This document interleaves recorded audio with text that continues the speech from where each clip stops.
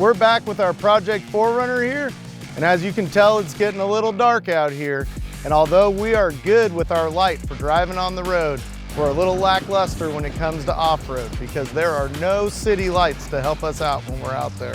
We have a few different Sylvania light bar and pod options, and we're gonna take this thing inside, we're gonna go through those, we're gonna figure out what fits our build best, and we're gonna get into how to install them and wire them into the vehicle.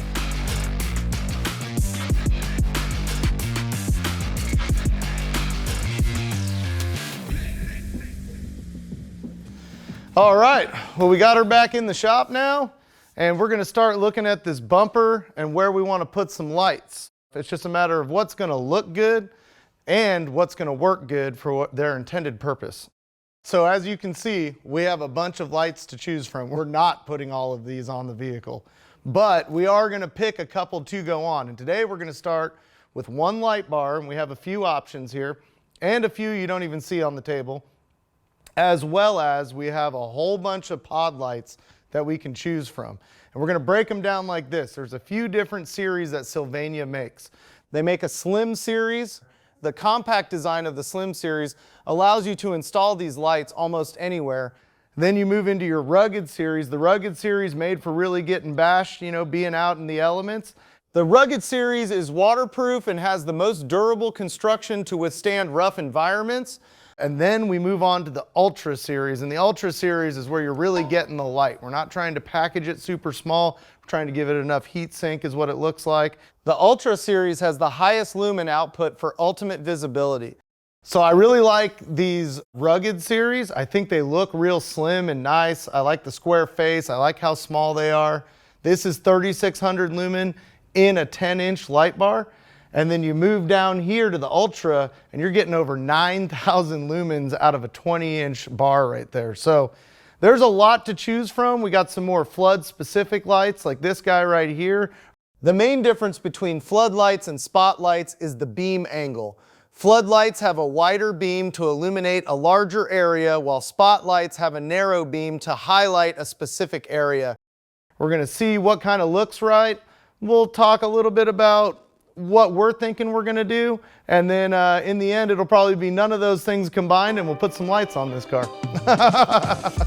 Let's see what this looks like. Ooh, I might almost like that. This is over 9,000 lumens. That is 3 times almost what the other light bar is. And I have a feeling the people that drive this are used to having really nice lights on their cars. So this is a really nice light. I think maybe we do this and add some rugged series down below it in pod lights. So in case you don't need this much light, or let's say it's foggy and you want just some light a little lower pointed at the ground, maybe we run those in a flood type of light. I'm gonna think about it for a minute and then you're gonna see what I chose. Here's what we got going on. I looked at the tab we had. If you were in your garage and you had a grinder, you could cut it off and give a little bevel. It's just gonna make the light bar real tight to the front bumper. So what I did was I made one that just adds a little bit of height to it. Drew it in QCAD. I'm no expert. I've got maybe 10 minutes of training from my buddy Kendall over here on how to use QCAD, but it's really just putting geometric things together and erasing lines and coming up with something. Really not that hard. It looks real daunting. You deal with one of these plasma tables, but it really isn't that hard. All right, so we cut the tab. You can see all the slag off of it right here, especially on the back, which wasn't the cleanest cut, but we're just gonna tap it on some metal, clean it off a little bit, and it should just pop right off. And then we'll test fit it on our light, and I gave it a little kind of half swoop here so we can weld it to the bottom of the actual deal. Oh, watch this. This is how I'm gonna clean it.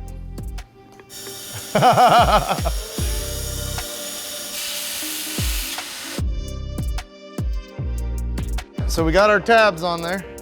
We're gonna try to get it as good as we can with the old ichrometer here, and then we'll clean up this bar and we'll tack weld this in. I think it's looking pretty good. All right, we've tacked it in place. Maybe we're within 1/8 of an inch. It's kind of hard to tell. These look bent.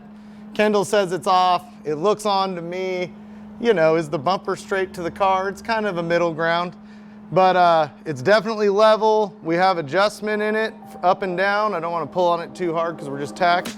But we're going to take the bolts out so we can get those rubber washers out of there, weld this thing. We'll touch it up with a little bit of paint just to protect it from rusting in the future. Sylvania also has tube mount clamp brackets for an easier way to install LED light bars or pods.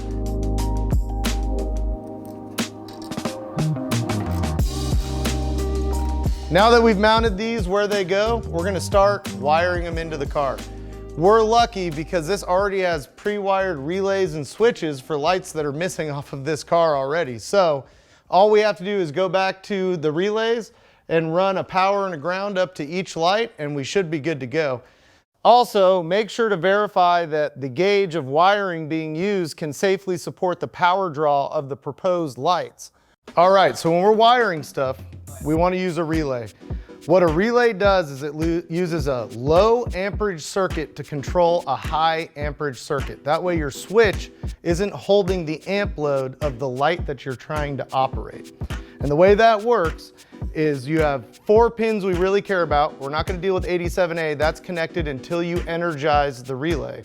But on pins 85 and 86 is a coil, and that coil creates a magnetic field when it's energized, and it sucks our switch inside of the relay and it connects it to pin 87. Pin 87 is what's going to run out to our light. Pin 30 is the power coming from the battery through the fuse into the relay. So we can either ground or power control this magnetic field here, and we do that in 2 different ways. Either we have pin 86 grounded at all times, and when we give power to pin 85, it sucks the switch in. Or we can have power constant on pin 85 and we can ground pin 86. And then that will energize our magnet, which will pull in our switch to pin 87 from pin 30. We're just connecting pin 30 to pin 87 whenever we have power and ground attached to pins 85 and 86. Sylvania does make these awesome little kits. This one's for 4 lights, so you can actually, it's got a whole bunch of pigtails in there. With one switch, turn on 4 pod lights or rock lights or whatever you're trying to do with it. Or you have single ones, they have remote control ones, button controlled ones. There's so many options out there, and this really simplifies it. Now we've gone over what a relay does. What we have in this car, because it has been to SEMA before and it's had lights and racks and stuff to sleep in it, everything's been in this car before, water pumps and whatnot. We already have a switch panel here. So we have a whole bunch of open circuits here that we can use that already have switches in our dash. So there's no reason for us to go back and rewire the entire car.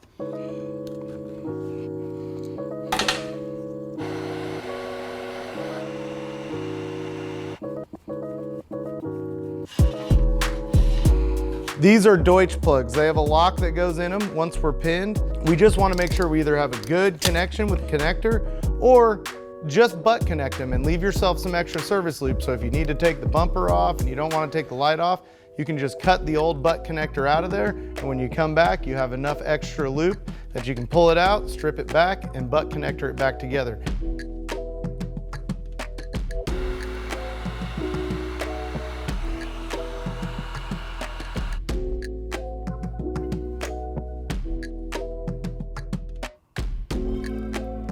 It throws light to here. So that's going pretty broad out there on a flood. And now watch the center. That is bright up there. Those look pretty good.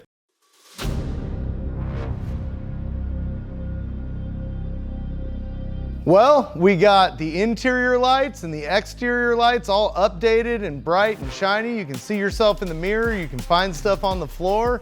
People can see your brake lights. This light bar is putting out some serious light, and those pods are giving us a great flood to be able to work in if we're winching or doing something like that. I'm super excited to see how these Sylvania light bar and pods does out there in the field. In a few short days, we've been able to really take this thing, update it, not to mention we got a full paint job on it. There's no more bashed in sides, bashed in roof. It's really come a long way. That's not to say it doesn't need a lot more love. But for now, it's at least respectable in a parking lot when you come upon it. Wow, these lights are super bright and I can see a lot more. The MotorTrend team are going to be very happy with the lighting upgrades to this 4Runner.